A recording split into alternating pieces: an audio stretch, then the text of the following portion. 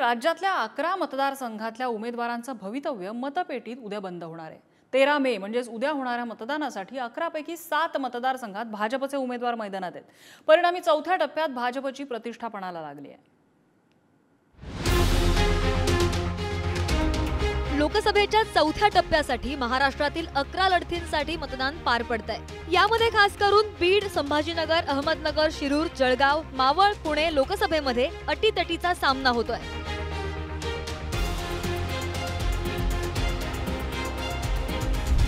चौथ्या टप्प्यातील लढती बीड, पंकजा मुंडे भाजपा, बजरंग सोनवणे शरद पवारांची राष्ट्रवादी, अशोक हिंगे वंचित, संभाजीनगर चंद्रकांत खैरे ठाकरेंची शिवसेना, संदीपान भुमरे शिंदेंची शिवसेना, इम्तियाज जलील एमआयएम, अहमदनगर सुजय विखे भाजपा, निलेश लंके शरद पवारांची राष्ट्रवादी, शिरूर अमोल कोल्हे शरद पवारांची राष्ट्रवादी, शिवाजीराव आढळराव पाटील राष्ट्रवादी काँग्रेस, मावळ श्रीरंग बारणे शिंदेंची शिवसेना, संजोग वाघेरे ठाकरेंची शिवसेना, जळगाव स्मिता वाघ भाजप, करण पवार ठाकरेंची शिवसेना, रावेर रक्षा खडसे भाजप, श्रीराम पाटील शरद पवारांची राष्ट्रवादी, पुणे मुरलीधर मोहोळ भाजप, रवींद्र धंगेकर काँग्रेस, वसंत मोरे वंचित, जालना रावसाहेब दानवे भाजप, कल्याण काळे काँग्रेस, शिर्डी सदाशिव लोखंडे शिंदेंची शिवसेना, भाऊसाहेब वागचौरे ठाकरेंची शिवसेना, उत्कर्षा रूपवते वंचित, नंदुरबार हिना गावित भाजप, गोवाल पाडवी काँग्रेस।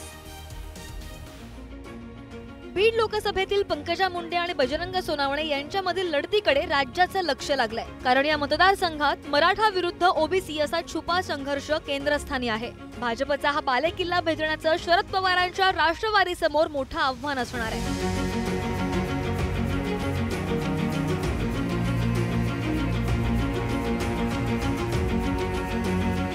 बीड लोकसभेचा इतिहास 1996 रजनी पाटील भाजप, 1998 जयसिंगराव गायकवाड भाजप, 2004 जयसिंगराव गायकवाड राष्ट्रवादी काँग्रेस, 2009-2014 गोपीनाथ मुंडे भाजप, 2014-2019 प्रीतम मुंडे भाजप।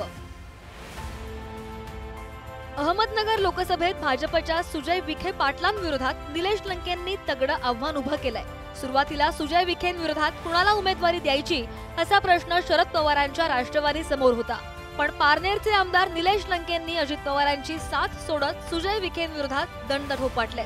त्यामुळे नगरच्या लढाईकडे विखे पाटील घराणे विरुद्ध शरद पवार असंच बघितलं जातंय। अहमदनगर लोकसभेचा इतिहास 1996 मारुतराव शेळके काँग्रेस, 1998 बाळासाहेब विखे पाटील शिवसेना, 1999 दिलीप गांधी भाजप, 2004 तुकाराम गडाख राष्ट्रवादी काँग्रेस, 2009-2014 दिलीप गांधी भाजप, 2019 सुजय विखे पाटील भाजप। शिवसेनेचा बालेकिल्ला असलेल्या संभाजीनगरमध्ये चंद्रकांत खैरे आणि संदीपान भुमरे हे दोनही शिवसैनिक आमने सामने आले, तर एमआयएम कडून पुन्हा एकदा खासदार इम्तियाज जलील मैदानात उतरलेत। 2019 मध्ये हिरावला गेलेला बालेकिल्ला पुन्हा शिवसेनेला मिळणार का, याकडे राज्याचं लक्ष लागलंय। संभाजीनगर लोकसभेचा इतिहास 1991 मोरेश्वर सावे शिवसेना, 1996 प्रदीप जयस्वाल शिवसेना, 1998 रामकृष्ण बाबा पाटील काँग्रेस, 1999 2004 2009 2014 चंद्रकांत खैरे शिवसेना, 2019 इम्तियाज जलील एमआयएम। शिरूर लोकसभा मतदारसंघात अमोल कोल्हे आणि शिवाजीराव आढळराव पाटलांमध्ये पुन्हा एकदा सामना रंगतोय। 2019च्या लोकसभा निवडणुकीमध्ये राष्ट्रवादीनं अमोल कोल्हेंच्या रूपानं आयारामांना संधी दिली होती। त्यावेळी निवडणुकीच्या तोंडावर अमोल कोल्हेंनी धनुष्यबाण सोडून हाती घड्याळ बांधलं होतं। आता आढळराव पाटलांना आयात करत ठेव धनुष्यबाण बांध घड्याळ हा खेळ राष्ट्रवादीमध्ये पुन्हा खेळलाय। शिरूर लोकसभेचा इतिहास 2009-2014 शिवाजीराव आढळराव पाटील शिवसेना, 2019 डॉक्टर अमोल कोल्हे राष्ट्रवादी काँग्रेस। पुणे लोकसभा मतदारसंघात मुरलीधर मोहोळ यांच्या रूपानं भाजपची प्रतिष्ठा पणाला लागली आहे, कारण काँग्रेसनं यंदा आपला हुकुमाचा एक्का असलेले आमदार रवींद्र धंगेकर यांना मैदानात उतरवलाय। तर मनसेतून बाहेर पडत वंचितची उमेदवारी मिळवलेल्या वसंत मोरेंच्या एंट्रीने पुण्यामध्ये चुरशीचा सामना रंगतोय.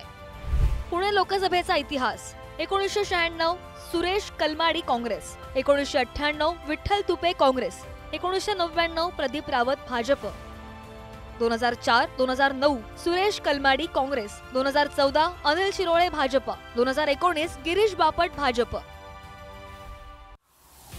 जळगाव मतदारसंघात भाजपच्या स्मिता वाघ विरुद्ध ठाकरेंच्या शिवसेनेचे करण पवार यांच्यामध्ये लढत होतीये. विद्यमान खासदार उन्मेष पाटलांना उमेदवारी नाकारल्यानं त्यांच्यासह करण पवार यांनी ठाकरेंच्या शिवसेनेची वाट धरली आहे आणि त्यामुळे भाजपच्या बालेकिल्ल्यात ठाकरेंनी मोठं आव्हान उभं केलंय. जळगाव लोकसभा इतिहास. 1991-1996 गुणवंतराव सरोडे भाजप, 1998 डॉक्टर उल्हास पाटील काँग्रेस, 1999-2004 वायजी महाजन भाजपा, 2007 पोटनिवडणूक हरिभाऊ जावळे भाजप, 2009-2014 एटी नाना पाटील भाजप, 2019 उन्मेष पाटील भाजप. 13 मे रोजी होणाऱ्या मतदानासाठी 11 पैकी 7 मतदारसंघात भाजपचे उमेदवार मैदानात आहेत. परिणामी चौथ्या टप्प्यात भाजपची प्रतिष्ठा सुद्धा पणाला लागली आहे. गेल्या वेळी विजय मिळवलेल्या या 7 मतदारसंघात विरोधकांनी भाजपसमोर तगडं आव्हान उभं केलंय.